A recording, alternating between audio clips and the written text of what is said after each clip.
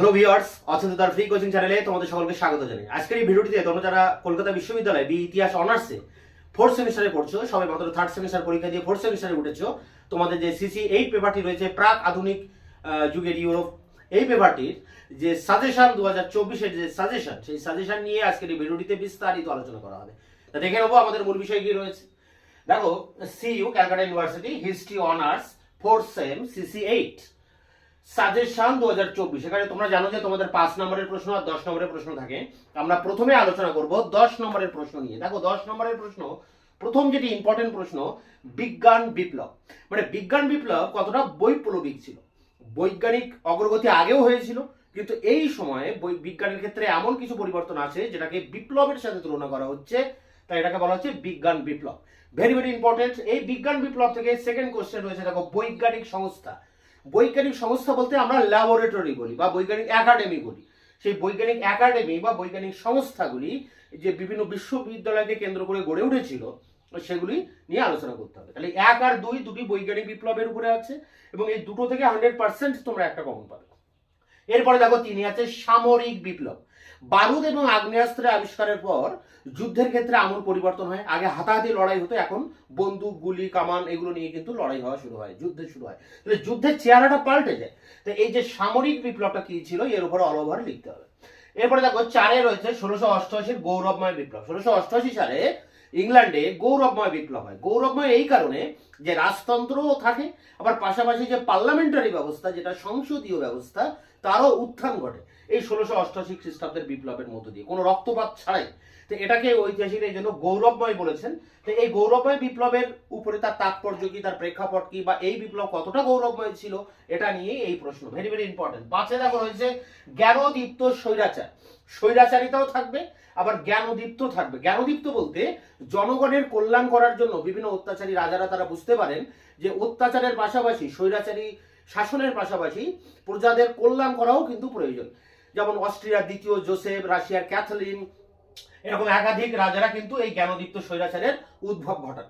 এরপরে দেখো, মার্কেন্টাইল আদর্শ। মার্কেন্টাইল অর্থনীতি। মার্কেন্টাইল অর্থনীতি মানে রাষ্ট্রের নিয়ন্ত্রণ ছাড়া, রাষ্ট্রের নিয়ন্ত্রণ থাকবে না অর্থনীতির উপর, অবাধ থাকবে। অবাধ বাণিজ্যের যে জায়গাটি, সেটি হচ্ছে মার্কেন্টাইলবাদ অর্থনীতি। এরপরে দেখো, 7 আছে নিরঙ্কুশ রাজতন্ত্র।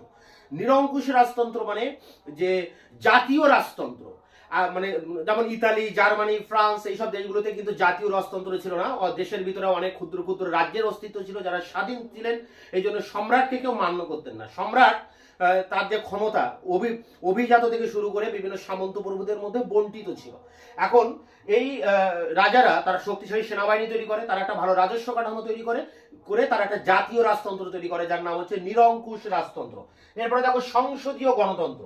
সংসদীয় মানে পার্লামেন্টারি ব্যবস্থা। জনগণের গণতন্ত্রের প্রতিষ্ঠা হয় যে পদ্ধতির মাধ্যমে, ভোটাভুটির মাধ্যমে প্রধানমন্ত্রী নির্বাচিত হন, যে ব্যবস্থা প্রথমে এই গৌরবময় বিপ্লবের ভিতর দিয়ে ইংল্যান্ডে কিন্তু প্রতিষ্ঠিত হয়েছিল। তো সেই ইংল্যান্ডের সংসদীয় গণতন্ত্রের ব্যবস্থা কিভাবে আবির্ভূত হলো, সেটি নিয়ে কিন্তু এই প্রশ্ন। এই 8টি প্রশ্ন টপ মোস্ট ইম্পর্টেন্ট প্রশ্ন। তোমরা পরীক্ষার সময় অনেক সময় চাও যে শর্ট বা লাস্ট টাইম যে সাজেশন, এই হচ্ছে last time suggestion, last minute suggestion যেটা তোমরা বলো, সেই হচ্ছে 1 থেকে 8টি। এর ভিতর থেকে তোমরা মনে হয় আশা করি কমন পেয়ে যাবে সমস্ত প্রশ্ন। বাকি এই প্রশ্নগুলো তোমরা এক্সট্রা করে রাখবে, যেহেতু তোমাদের এখন সামনে অনেকটা সময় আছে, প্রিপারেশন নেওয়ার টাইম পাবে। এই জন্য তোমরা সাপোর্টে এই আর বাকি 5টি প্রশ্ন তোমরা কিন্তু অবশ্যই দেখবে। সেই প্রথম প্রশ্ন, জন লক। ইংল্যান্ডের একজন রাজনৈতিক ছিলেন, দার্শনিক ছিলেন জন লক। তিনি তার যে মতাদর্শ বা প্রকৃতির রাজ্য সম্পর্কে বা সরকার কেমনটা হতে পারে সে সম্পর্কে তার যে বক্তব্য, সেই জন লকের মতাদর্শ নিয়ে এখানে আলোচনা করতে হবে। পরেরটি দেখো, লেভেলার ও ডিগার্স। লেভেলার এবং ডিগার্স হচ্ছে ইংল্যান্ডের প্রথম সাম্যবাদী দল, মানে সমাজে সবাই সমান। এই মতাদর্শ প্রথম প্রচার করেন এই লেভেলার এবং ডিগার্সরা। তো এদের উপরে এগুলো অ্যাকচুয়ালি টিকা হয়, লেভেলার্স এবং ডিগার্স। এগুলো কিন্তু আগের পরীক্ষাতে আমরা দেখছি 2022 সালে এই দুটো প্রশ্নকে একসাথে জুড়ে দিয়ে একটা 10 নম্বরের প্রশ্ন করেছে। তাই তোমরা এই দুটো কিন্তু পাশাপাশি দেখবে। এরপরে 11 দেখো, এনক্লোজার ব্যবস্থা। এনক্লোজ মানে কি, বন্দীকরণ। জমিকে বেড়া দিয়ে ঘিরে ফেলে সেখানে মেষ পালন করা শুরু হয় পশমের উদ্দেশ্যে, এবং এর ফলে কি হয়, ধনী লোকেরা গরিব মানুষদের জমিগুলো দখল করে নিয়ে তারা ওই বেড়া দিয়ে ঘিরিয়ে সেখানে মেষ পালন করতে থাকে। ফলে দরিদ্র প্রান্তিক কৃষকরা এর বিরুদ্ধে প্রতিবাদ করে। তাই এনক্লোজার ব্যবস্থার বিরুদ্ধে কিন্তু একটা প্রতিবাদী আন্দোলনও হয়, যাকে বলা হচ্ছে এনক্লোজার মুভমেন্ট। তো এনক্লোজার ব্যবস্থাটা কি এবং তাকে কেন্দ্র করে যে এনক্লোজার মুভমেন্টটা কি, এবং এক্ষেত্রে পার্লামেন্ট, ইংল্যান্ডের পার্লামেন্ট বারে বারে আইন পাস করেছে, সেই সব আইনগুলোকে কিন্তু এখানে দেখাতে হবে। ভারতে দেখো পঞ্চম চার্লসের সাম্রাজ্য, পবিত্র রোমান সম্রাট হয়েছিলেন একবার পঞ্চম চার্লস। তার সাম্রাজ্য ছিল একটা বিরাট বড়, পৈতৃক সূত্রে, মাতৃক সূত্রে এবং বৈবাহিক সূত্রে তিনি ইউরোপের একটা সর্ববৃহৎ সাম্রাজ্য তৈরি করেছিলেন। এই জন্য তার সাম্রাজ্যকে বলা হয় অলীক কল্পনা।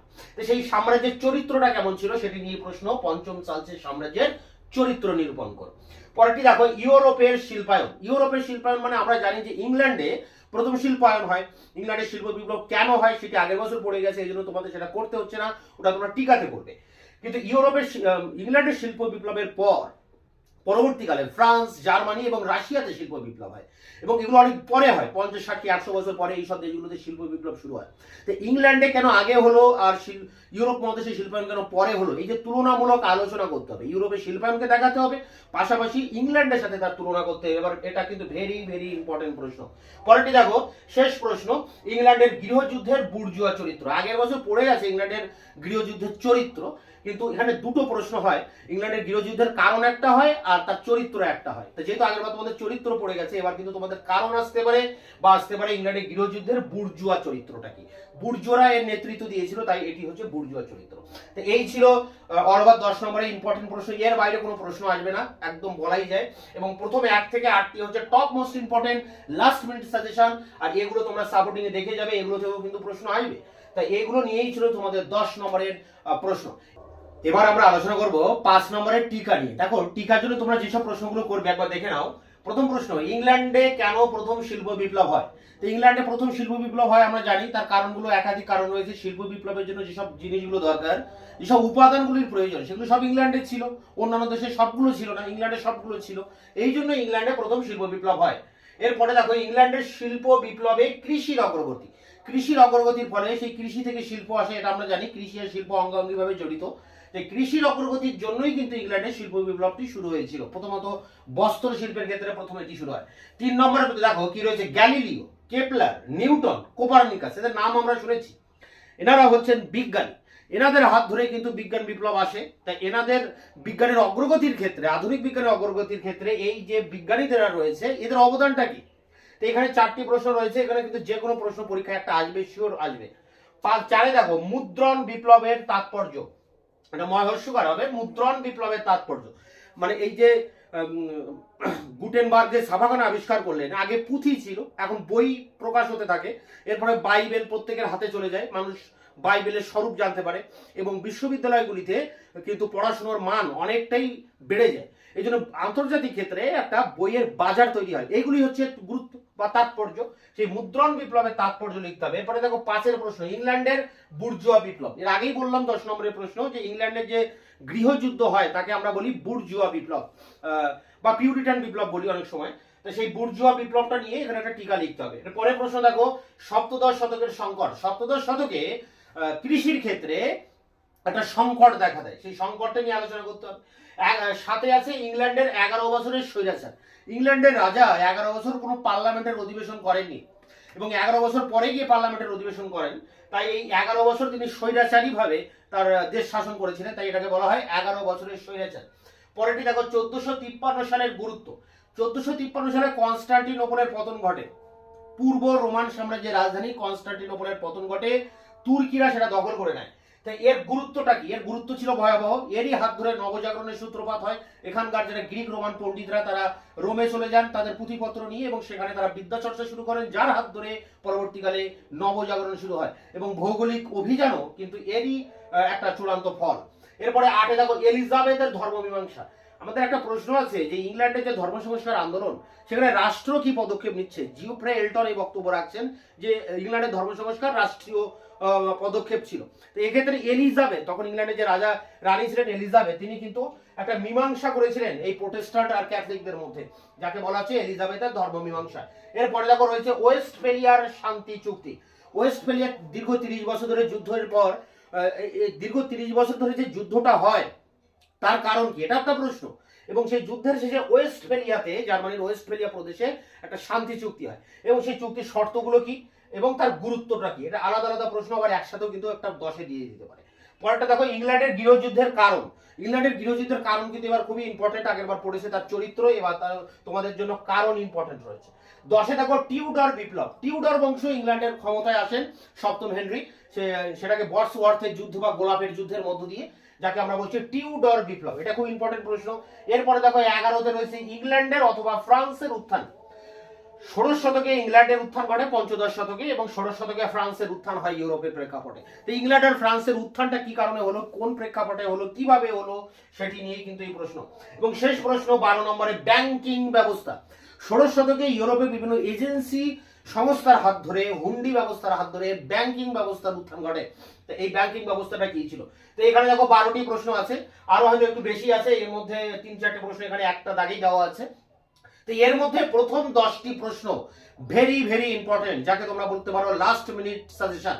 তো এই প্রশ্নগুলোর উত্তর, মানে এই টিকাগুলির উত্তর, এবং এছাড়া যে আগে যে 10 নম্বরের প্রশ্নে যে উত্তরের কথা বললাম, সেই উত্তর প্রত্যেকটি প্রশ্ন ধরে ধরে আমি ভিডিও লেকচার ক্লাস দেব, এবং তার যে উত্তর কিভাবে তোমরা লিখবে, 5 নম্বরের 250 ওয়ার্ডের মধ্যে কিভাবে লিখবে, এবং 10 নম্বরের 500 ওয়ার্ডের মধ্যে কিভাবে লিখবে, প্রত্যেকটা প্রশ্নের উত্তর আমি কিন্তু পর পর রেগুলার নিয়মিতভাবে ভিডিও লেকচার ক্লাসের মাধ্যমে, যেমনটি কলেজে তোমাদের স্যারেরা পড়ান সেইভাবে আমি প্রত্যেকটি ভিডিও ক্লাস দেব।